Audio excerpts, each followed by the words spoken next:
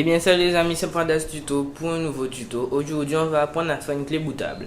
Donc tout d'abord il vous faut une clé USB minimum de 4 Go. Donc vous pouvez prendre 8, 16, 32, 64 comme vous voulez. Donc moi ici j'ai une clé de 8 Go. Donc tout d'abord il vous faut aller dans le CMD. Donc là je vais vérifier si ma clé est présente. Oui, elle est présente. Donc vous appuyez sur la touche Windows et R et vous tapez CMD. Vous tapez disk part. Donc vous pouvez taper disk part aussi dans le menu exécuter. Donc en appuyant sur la touche Windows et R, vous tapez disk part et vous obtiendrez aussi le disk part.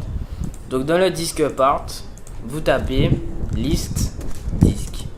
Donc ici le disque 0 c'est le disque du PC. Le disque 1 c'est la clé USB. Donc vous faites select disk 1.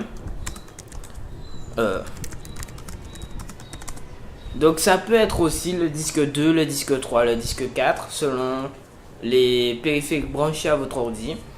Donc ça ne peut pas être tout le temps le disque 1, ça peut être le disque 2 comme je viens de dire.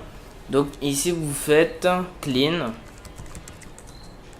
Attendez, vous faites create partition primary. Ensuite vous faites active. Et là vous faites assign. Après avoir fait assign, ah non, je me suis trompé, j'ai oublié une commande, donc on va recommencer. Donc là vous faites exit. Donc vous retapez disk part. Enfin vous retapez pas, hein, parce que moi je me suis gouré tout simplement. Donc vous faites list disk, vous faites select disk. Donc moi c'est le 1, vous faites clean. Ensuite vous faites create partition primary. Ensuite vous faites active et là vous faites format fs égale fat32 quick. Ensuite avoir fait format fs égale fat32 quick, vous attendez. Voilà, c'est formaté, vous faites assign.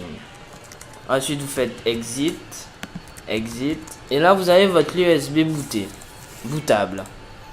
Donc vous voyez les vides. Et là vous prenez votre ISO de logiciel, enfin de Windows ou de Linux comme vous voulez. Vous faites clic droit dessus, vous faites ouvrir avec WinRAR Archiver si vous avez WinRAR ou si vous avez un autre logiciel de dézippage. Je sais pas si ça existe mais bon. Ensuite vous allez sur votre clé et vous copiez tous les fichiers de l'ISO sur votre clé.